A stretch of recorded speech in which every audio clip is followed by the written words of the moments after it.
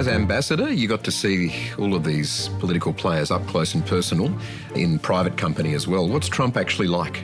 Donald Trump is different in private to what he is in public. He has a very curious mind. He'll crack a joke.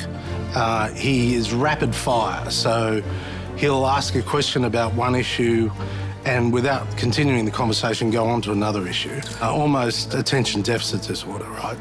He's a fighter, there's no doubt about that, and the whole world saw that when there was an attempted assassination. He is instinctively a fighter. He can be a bully. She's a horror show. She'll destroy our country. Joe Biden became mentally impaired, sad. But Lion Kamala Harris, honestly, I believe she was born that way. Have you been in Kamala Harris's company? Kamala Harris can be impressive privately. Across her brief, I think she was treated terribly by the Biden White House and had very little opportunity to claw back her reputation until the moment that Joe Biden decided he wasn't going to run again. So I've decided the best way forward is to pass the torch to a new generation. I accept your nomination to be President of the United States of America. We've seen a fascinating thing in this election where the age debate has completely switched. The problem was Joe Biden's age. Now, serious questions about Trump's age and in fact some of his public performances, forgetting some things and stumbling over words. Fascinating how that turned around. When Biden was still running, there was a deep sadness in America. No one was celebrating his cognitive decline. The total initiative relative to what we can do with more Border Patrol and more asylum officers. President Trump? I really don't know what he said at the end of that sentence. I don't think he knows what he said either. Even amongst Republicans at the Republican convention, they were sad because it could have been their granddad who was going through that decline. And I think there was a sense of relief throughout America and the world when Joe Biden took the big decision not to run again. Who's going to be the next president of the United States? Well, it's always going to be too close to call. It's voluntary voting. Everything depends on issues from weather to whether people can be bothered getting off the couch for their candidate. I don't think we'll see a closer election than we're about to see, and it could be the closest election since 1800, when there was a tie in the Electoral College, and Lord knows what that would lead to. Please welcome our next Commander-in-Chief, my husband, President Donald J. Trump. The fact that he has faced all of these legal challenges and charges, criminal and civil, do Americans care about that at all? Well, Americans try to look for something in their president that represents their interests. The fact that Donald Trump has taken on the legal system and, in his own words, become a victim of it. I am a victim of one of the great political smear campaigns in the history of our country. Is reflected in the fact, for example, that he is now approaching 30% vote amongst black men. Blacks for Trump. I like those signs. And that's because so many black men are seeing in Donald Trump someone who has been a victim of the system. And Donald Trump has said, I'm a victim of the legal system. These claims defy reason, truth, logic, common sense. They're made without supporting witnesses. No witnesses, hey, you know.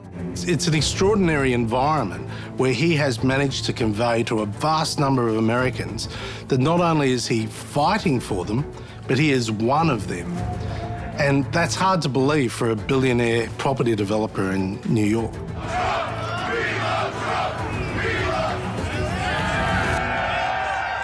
What's Kamala Harris's big flaw at the moment, do you think? What's her greatest challenge to becoming president?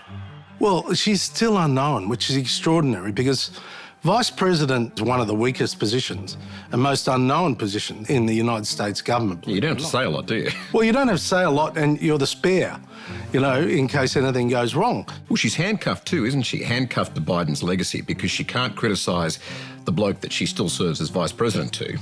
Yet, if she was smart about it, she'd cut ties and go, actually, we've done a few things wrong in this administration, but there's this whole sort of polite respect bit going on that she doesn't want to criticise him. But she can't, can she? Well, she can't, and you're absolutely right. And I think one of the telling moments in the entire campaign was where she was asked in an interview, If anything, would you have done something differently than President Biden during the past 4 years? There is not a thing that comes to mind in terms of, and I've been a part of most of the decisions that have had impact. Now, that was a massive concession, and that basically took Trump over the top in terms of passing her in the popular polls. We're leading the polls. We're leading by a lot. However, I mean, her fundraising has been through the roof. The minute she took over, it was in the end a smart decision to stop Biden and get her in the position. So huge amount of fundraising, and that matters everything in that presidential election. Harris has raised so much money that she couldn't spend it. And we're talking hundreds of millions of dollars. Billions. You're up to billions. I mean, extraordinary sums of money raised, and Harris raised it in a month, faster than any other candidate for president. If momentum decided the US election, there's no doubt Kamala Harris would be president of the United States. But the US election will be decided on policy that affects people, and Trump still has a slight advantage in that area. If Trump loses, does he run again? Well, I hope not. I think, you know, most people would say you've had a great chance.